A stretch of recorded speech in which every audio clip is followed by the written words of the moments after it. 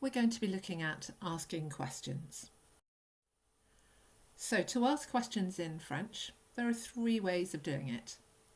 First of all, we're going to have a look at how you do these without a question word.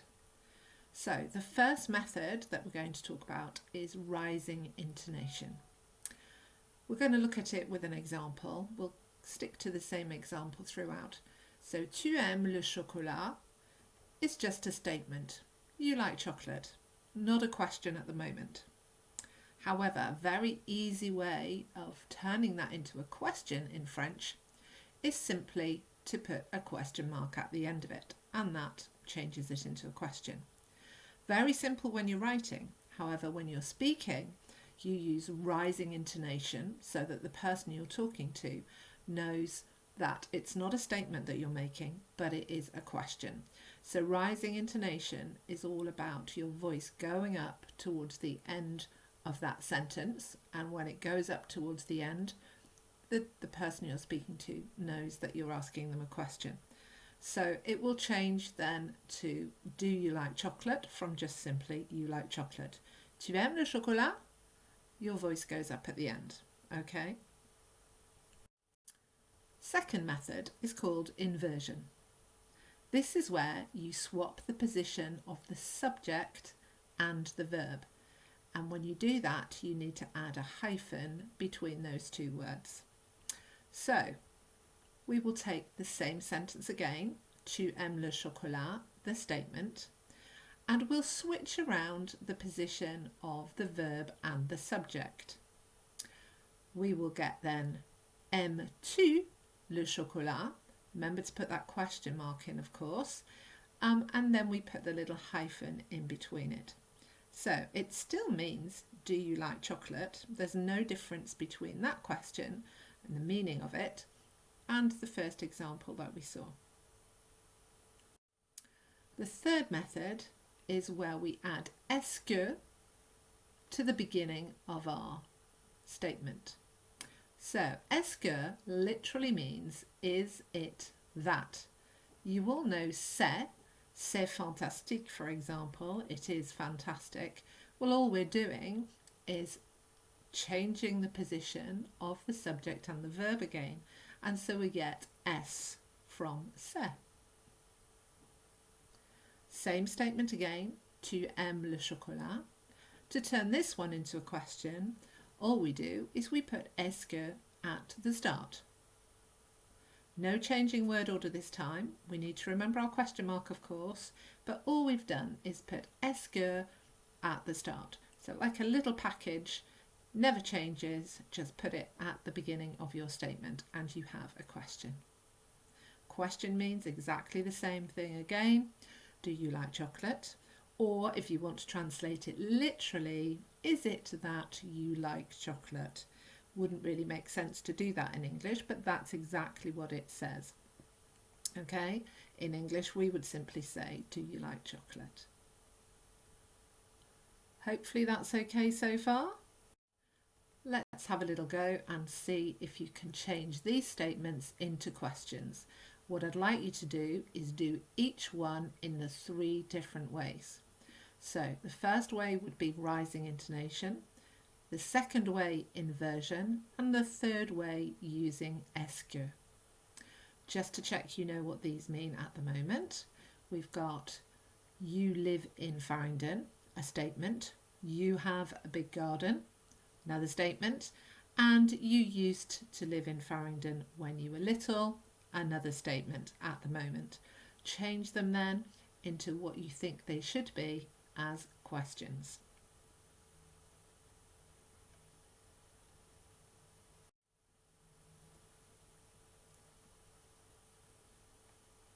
Okay, hopefully you've had time to do that now.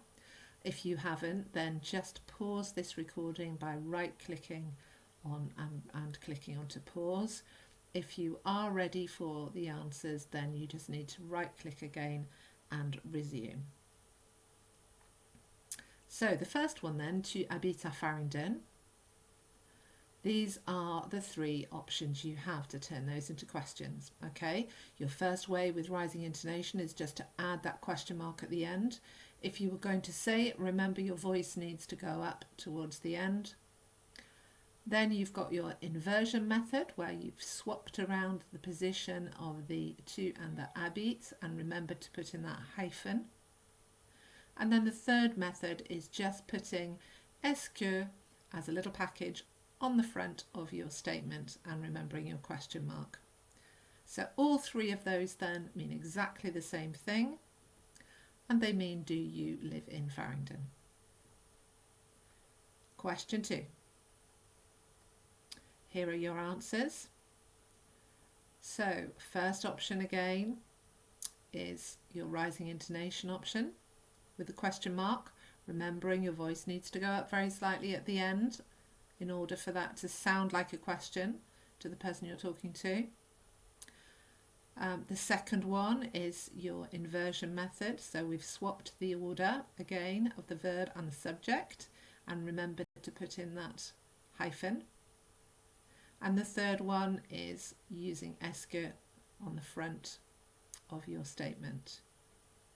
All three of those then now mean, do you have a big garden? And the third question, here we have the answers. So it's in a different tense this time. Tu habitais is you used to live, so the imperfect tense. It doesn't matter what tense you're doing, the way that you form the question without the question word is exactly the same. So we've put a question mark onto the first one, and we'll remember to raise our voice towards the end of the sentence to use our rising intonation. The second option was inverting the subject and the verb. So you start with the habiter, you need to remember to put your hyphen in, and then you use your tu. And the third example is by adding est-ce que onto the front of your statement and remembering your question mark at the end. So now you have all of those meaning, did you used to live in Farringdon when you were little? Hopefully that makes sense to you, and you did okay with those when you add question words.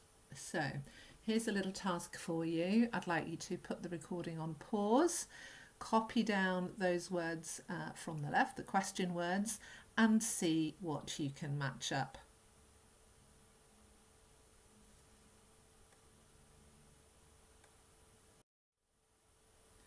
Okay, when you're ready to resume then, you right click on resume, and here are the answers for you. So here they come. Hopefully you knew some of those already. Others you might not have known, but you've got quite a good list there. You should be able to ask questions on most things if you learn that list. That list will be going on to Quizlet as well for you to practice. So, how do we ask questions with using question words this time rather than without? So, the same three ways. Makes it nice and easy.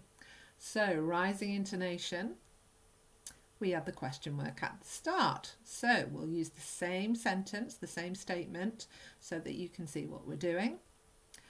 We're going to say why, so pourquoi. And then we just add our statement as we did before with the question mark, and remember the voice needs to go up at the end. So, why do you like chocolate?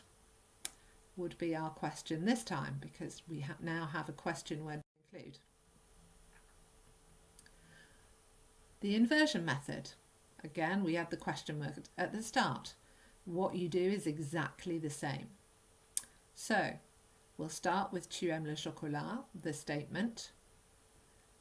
We need to put our pourquoi there at the beginning, and then we simply switch around the position of the verb and the subject. Remember our hyphen, and we add our question word, our question mark at the end. Method 3 is adding est-ce que.